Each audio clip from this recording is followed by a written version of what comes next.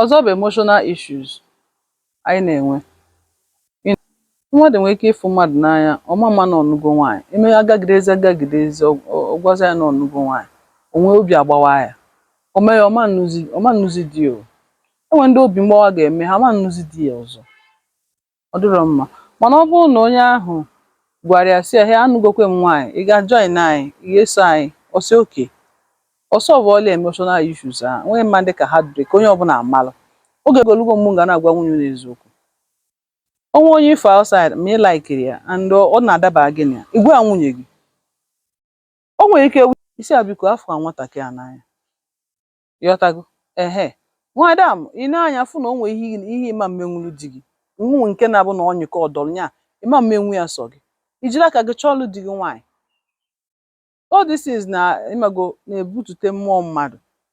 Ka anyị na-afụkwa n'onwe anyị n'anya, na-enene onye ọ bụ gị na ya n'anya. Ịchọtalụ di gị nwaanyị, mana ị ga-achọtali onye ọ ya adabakwa anya na ya, ka ọ rapụta ịbụkwa nsogbu. To avoid infection, ọ ka mma na ị na-afụ onye ahụ anya, malụ onye ọ bụ ya na di gị, karịa na ịmahụ esi n'azụ gị na-eme ihe dị anya. Ụfọdụ nke na-ewuzi na bụ ụfọdụ nwere ike jee na họtel na-asị na nwoke nwụ na họtel, na ọ nwụ na họtel, egbuolu gị di gị because ị maghị onye ọ bụ gị na ya na-abụ. Kedu onye ata afụ ya? Gị na ụmụazị, ịbụkwa widow, agụnyekwa gị na ndị bụ nọkwa na single motherhood. So onye ka anyị ji nesi anya sị na ọ ga-aka mma anyị nwa bụ ụmụ nwaanyị ka anyị ụzọ ọgụgụ isi anyị anya. Ọ bụrụ na ị na-anya fụ na di gị na-agba n'ilo, ji aka chọtara ya nwaanyị. Ọ bụrụ na ị na-anya fụ na ị ya anụ nwaanyị bụa, mgbe ị na-akwado ịnụ nwunye gị, malụ ma ọ dị jealous type, gwakwa ya agwa n'oge. Si ya, nne afụkwa gị n'anya, mana ka m si fụ onwe m sọsọ gị ama nzukwa m, nwa ka m si chọ ịnụ nwaanyị ọzọ, ya ekwekwa. Unu akpa ya akpa na mgbe a na-ebido, ịghọtago. Ọ kachasị ndị ka na-ebido ka anyị correct ya mistakes ndị set anyị nwame.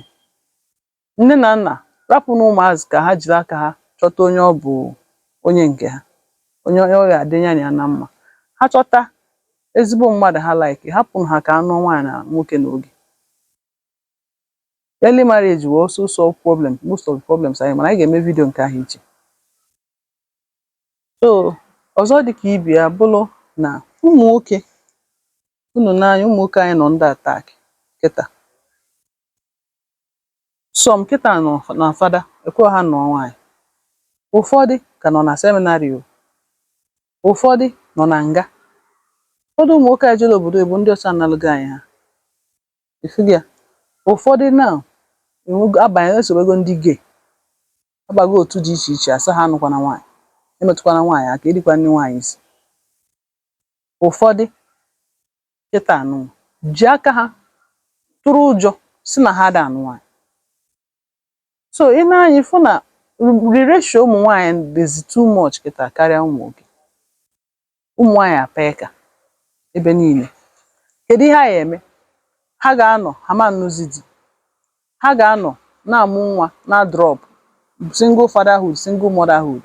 Ihe na-ewuzi ndị celebrities bụ onye pụta ọmụọ nwa, onye agha anụ nwaanyị, mụọ nwa ha ma nnu di. Ụmụazị a niile tote na ha enwebe emotional issues, enwebe psychological problems, efugi ya.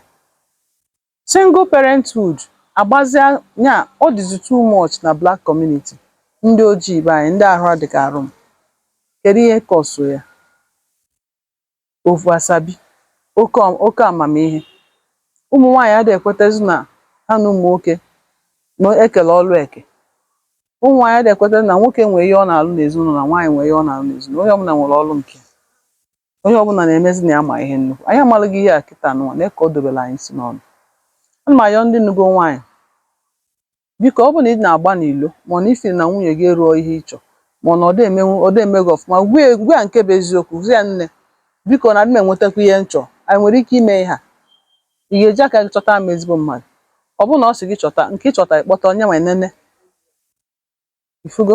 Ọ bụ na unu agafego age bụ na unu agha amụzi nwa, na unu agafego, unu adụazi ụmụ unu ọdụ, kụziela ha nke bụ eziokwu. Gwa ha nekwe ihe anyị suffers di na nwunye na pretend. Orugo mgbe onye ọbụla ga-emepe ọnụ kwuo eziokwu. Na anyị afụgo na ụka abụrụ ezie, anyị afụgokwa na ụfọdụ omenala, ihe a na-akpọ ndị omenala akịta, abụrụkwa ezie, ọ bụrụ nke ezigbo, ifugi ya. So fụ na ndị ihe na-asa anyị anụ na ọtụtụ nwaanyị na-akụziri anyị anụ na ọtụtụ nwaanyị na school na professors, most of them adịgo divorce na ndị anyị na-enunere anya aghasa black community na-aghasa aghasa kịta because of marital issues. So I believe na polygamy ga-solve marital problems, divorce cases, single parent homes, single parent issues. Ọjọọ iziri ezi ụmụaka sọsọ. Ụfọdụ na-ekwu na a na-anụ ọgụ na polygamous family. Mụnwa sikwa na polygamous family. Aghọtara m ihe ị na-ekwu, mana ihe kọsụ ya bụ ụka. Mgbe anyị adịghị eje ụka ada anụkebe ọgụ na polygamous family. All religions are caused. Onye ọbụla na-agazi different religion nwee different mindsets. So ya ka anyị jikwa arịọ ndị be anyị ka anyị wepụ aka na religion because o so emebila anyị. So ọ ụka na cause eji anụ ọgụ na polygamous family. Mana ọ bụ na ị bụ smart guy, ọ bụ na ị na-anụ more than one wife, ike ha ihe n'oge. Ụmụ gị bịara of age, ikenye ha ana.